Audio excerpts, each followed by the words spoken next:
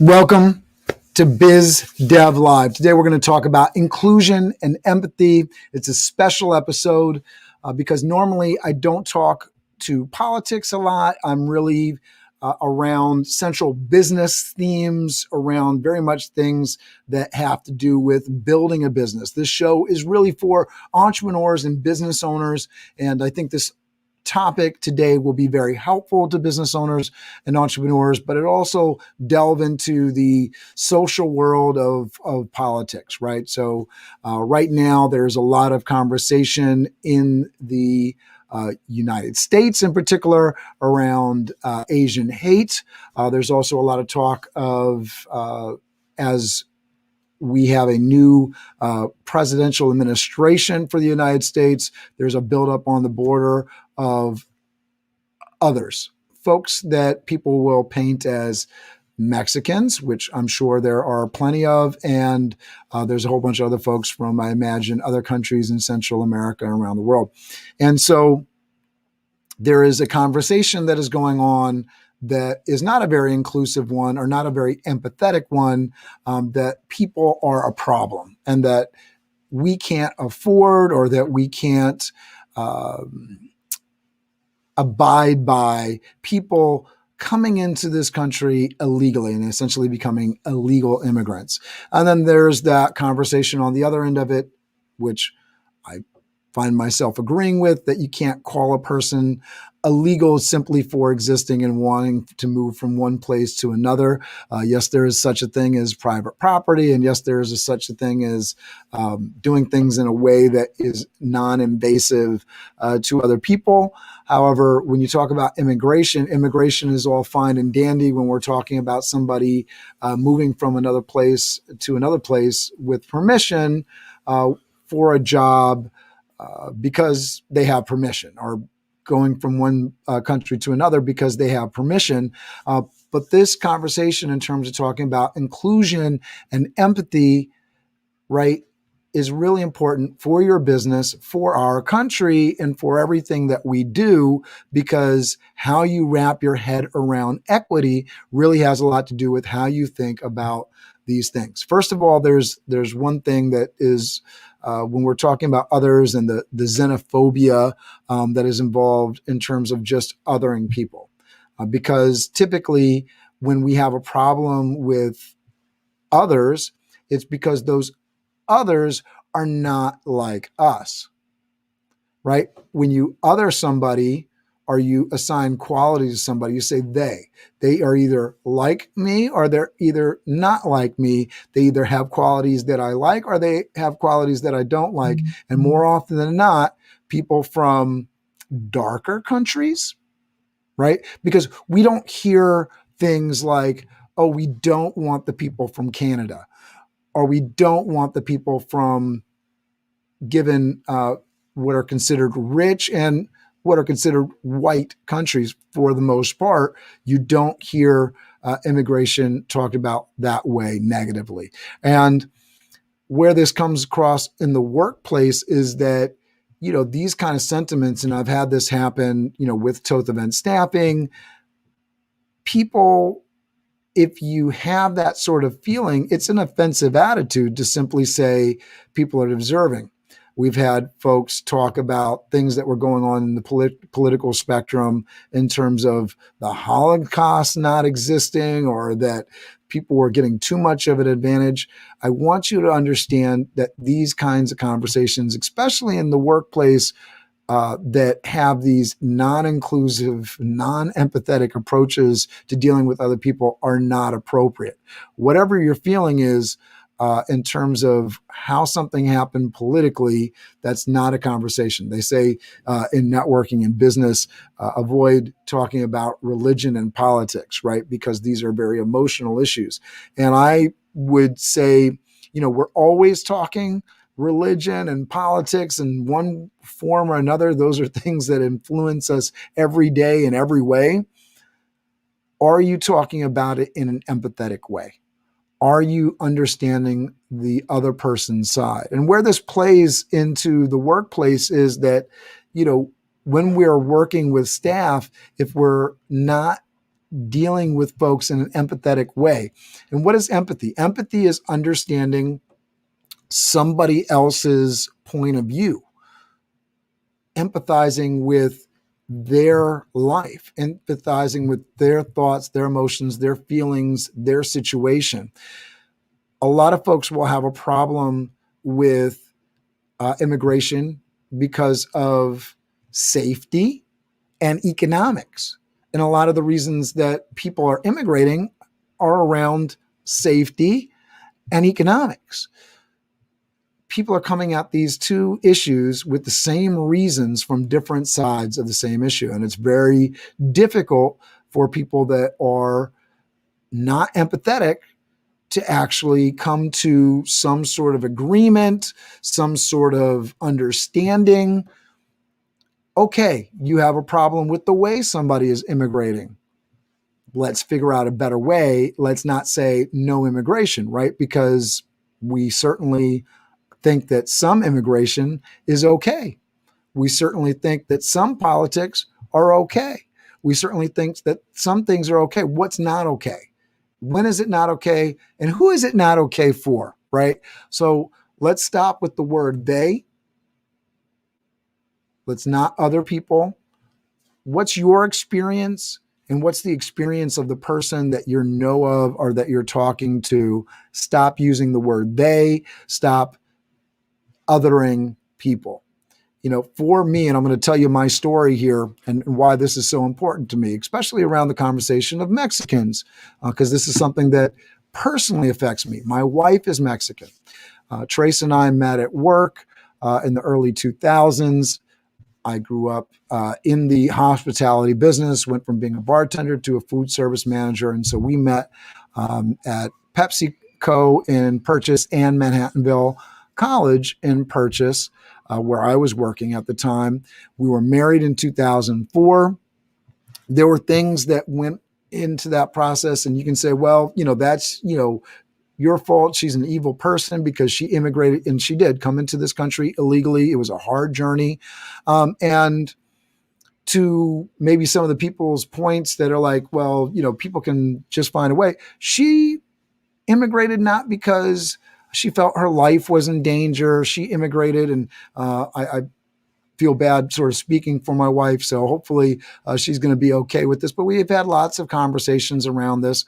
And she immigrated because she saw an opportunity. So you can say she was being opportunistic.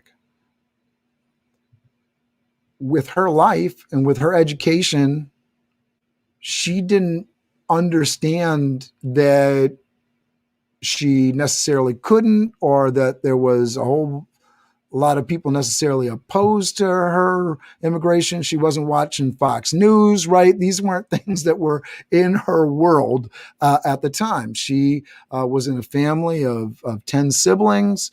There was things going on with the family. The opportunities were limited. Her education was limited. She saw America as an opportunity, and she had other family members that were taking advantage of that opportunity. And even though she was, 20 something years old when she immigrated, she, like a lot of young people at that age, just weren't educated in all of the different opportunities that were even available within her country. Now, is that my wife's fault? That can be, there's a whole debate that can go into that. She is one specific person. She is not they.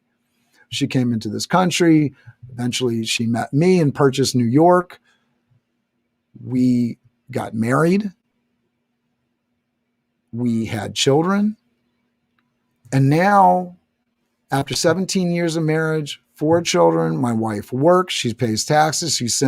We had to leave the country, the US government, in 2009, because we were doing the whole legalization thing and there was no path to citizenship. We had to leave the country. And that was a process for our family that was very difficult. At that time, we had 2 children.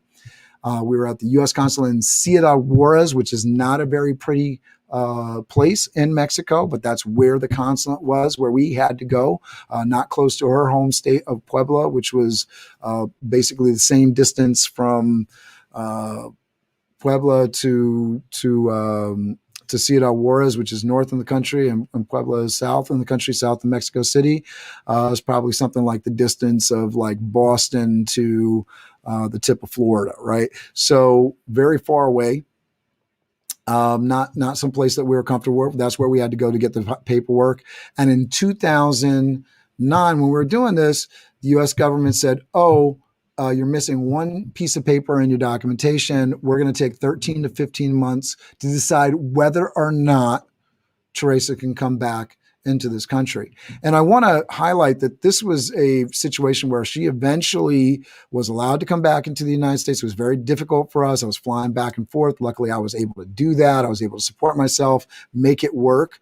But my two young children had to stay in Mexico. They're U.S. citizens. They were born in the U.S. So, quote unquote, called by the political right in the United States, anchor babies, I guess you would call them, right? They were my children, right? A U.S. citizen. I've never known anything but the United States. When I went to the U.S. consulate to do that interview with my wife initially, before they even told us anything, they did not allow this U.S. citizen to enter the U.S. consulate with his foreign-born wife. I'm the U.S. citizen. I can't enter the U.S. consulate with my wife to figure out this situation. So there's a whole lot of things that go into this process that people just don't have any idea about, and they're in the conversation. They. And I want you to understand that that's not appropriate, right? And I know that I'm going to be preaching to the choir. The folks that, probably need to hear this the most won't pay attention, won't listen to this. Hopefully they do, and hopefully it makes a difference. I know a lot of people make up their minds and they won't do it. But if you're going to be a boss, if you're going to be an entrepreneur, you're going to be a business owner, it's really important to understand that there are lots of different nuances to every different situation in a person's life, and there's nothing that's cut and dry.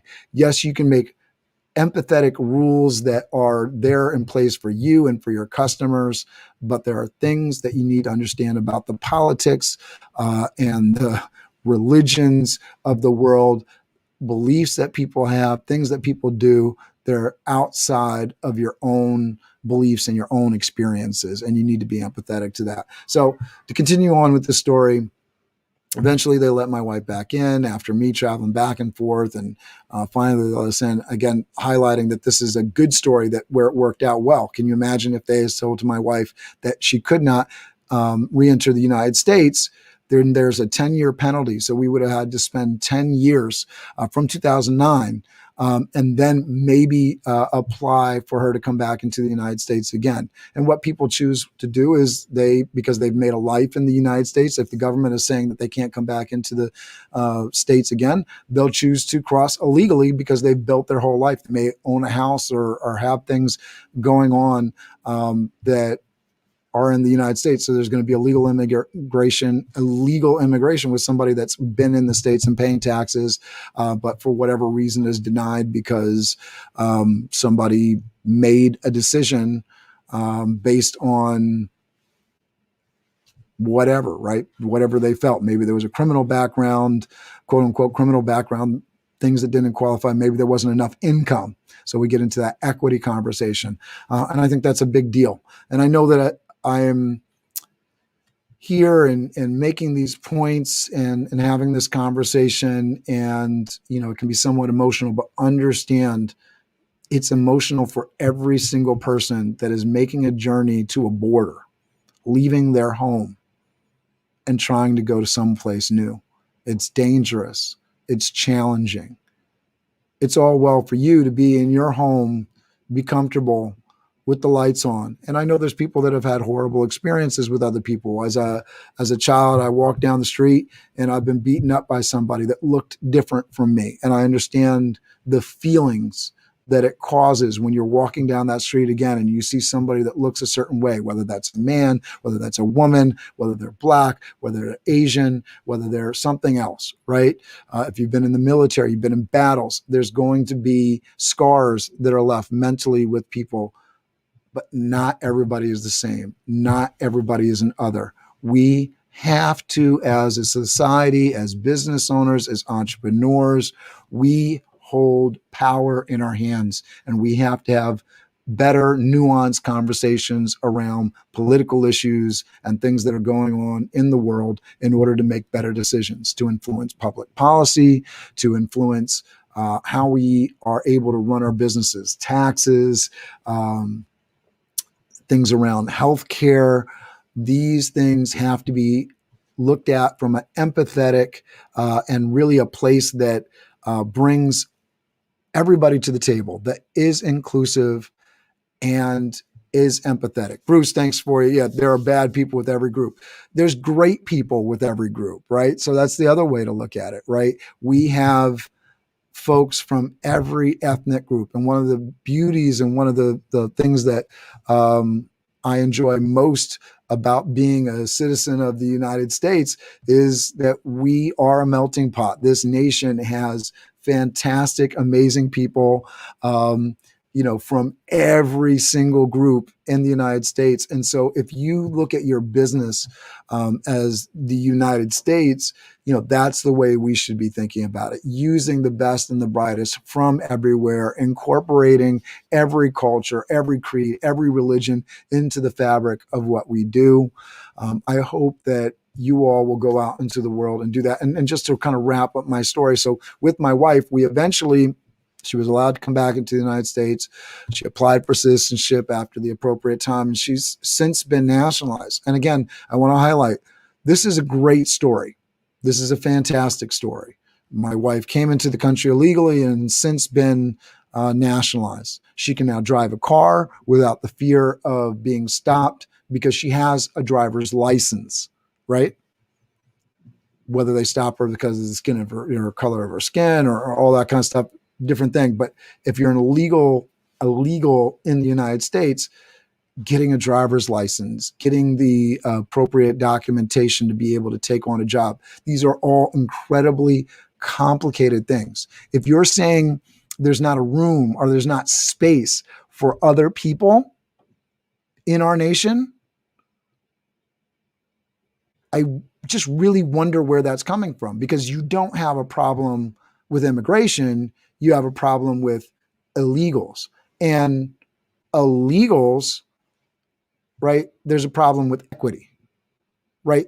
There are folks that can afford to do things legally. There are people educated to do things legally. And there are people that are not educated and can't afford to do things legally. So what are you saying?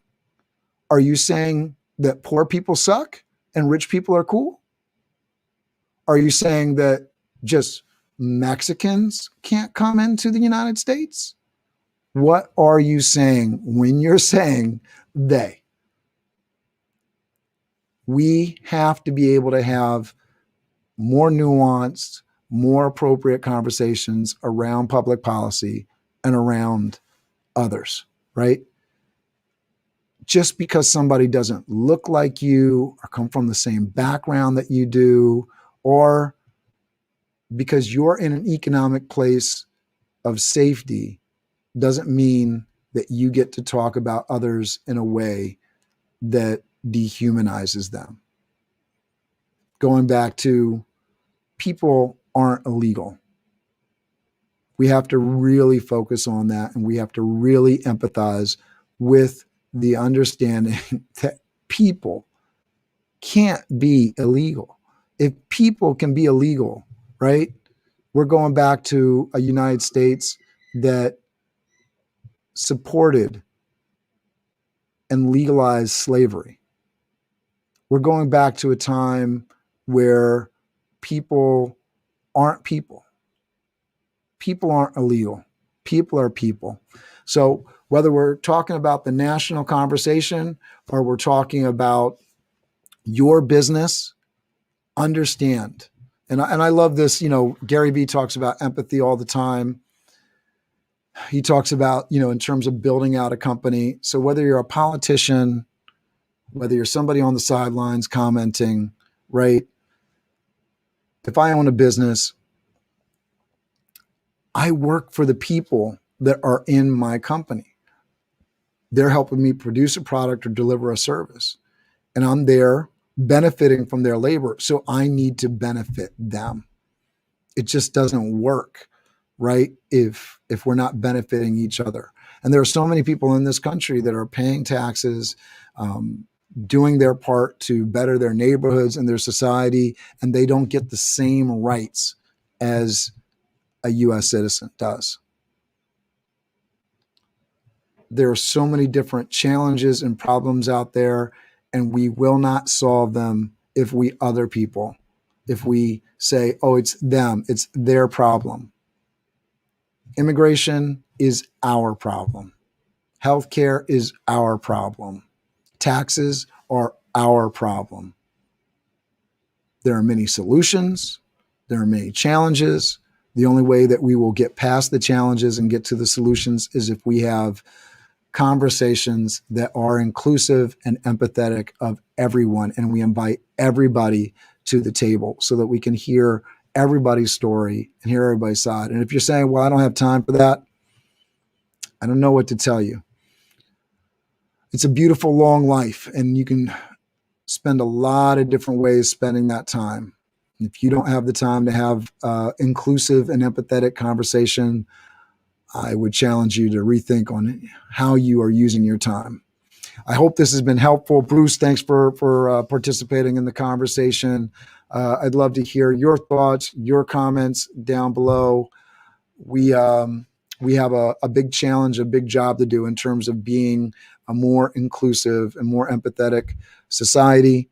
I hope you join me on the journey. My life's mission is providing opportunity and education to everybody so that everybody can be educated on all the different options and all the different solutions that are available to them in the world, and so that the gears of society work a little bit better for everybody until that day when everybody's in the know and everybody's got equity, right? The ability to play at the table in a way where everybody can advance. You know, we're locked in a struggle against, you know, basically inequity versus equity, right? And we need to get to a place where we have an equitable, inclusive, empathetic society. So thank you so much for watching. Thank you so much for being part of the BizDev family. Make sure you hit that like button if you liked what I talked about today. Make sure you share this out to your network. I appreciate you for it. I'm going to throw up the banner here for today's episode and play us off with the BizDev theme. I appreciate you. I love you. Take care.